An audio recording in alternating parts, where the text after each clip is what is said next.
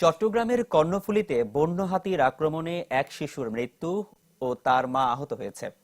এর প্রতিবাদে সকাল থেকে প্রায় 7 ঘন্টা চট্টগ্রাম আনোয়ারা বাঁশখালী সড়ক অবরোধ করে রাখে স্থানীয়রা। গতরাতে কোরিয়ান ইপিজেডের পাহাড় থেকে নেমে দৌলতপুরে একটি বাড়িতে আক্রমণ চালায় হাতি। এতে গুরুতর আহত হন গৃহবধূ, তবে বাঁচানো যায়নি তার শিশু সন্তানকে। ঘটনার পর ভোর 5:30টার দিকে কোরিয়ান ইপিজেডের প্রধান ফটকে সড়কে অবস্থান নেয় বিক্ষুব্ধ জনতা। সেখানে জানাজা হয় শিশুটির। এ সময় দুই পাশে যান চলাচল বন্ধ হয়ে দুর্ভোগে পড়ে মানুষ। পরে দুপুর 12:30টার দিকে প্রশাসনের আশ্বাসে অবরোধ তুলে নেয় এলাকাবাসী। স্থানীয়দের অভিযোগ, একের পর এক বন্য হাতির আক্রমণে কেবল ফসল বা গাছপালাই নষ্ট হচ্ছে না, মানুষেরও প্রাণ যাচ্ছে। দীর্ঘদিন ধরে এই তাণ্ডব চলে এলেও মেলেনি প্রতিকার।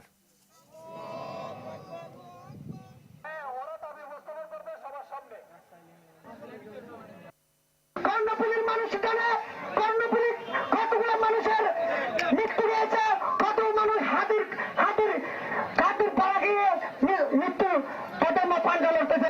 হাতিগুলোর জন্য তারা যতক্ষণ পর্যন্ত পদক্ষেপ না নেবে ততক্ষণ পর্যন্ত আমরা এটার কোনো ভিতরে ঢোকার জন্য কাউকে অনুমতি দেব না। প্রশাসন যারা আছেন বারবার দৃষ্টি আকর্ষণ করছি, আমরা 20 মিনিট আপনাদেরকে সময় দিচ্ছি।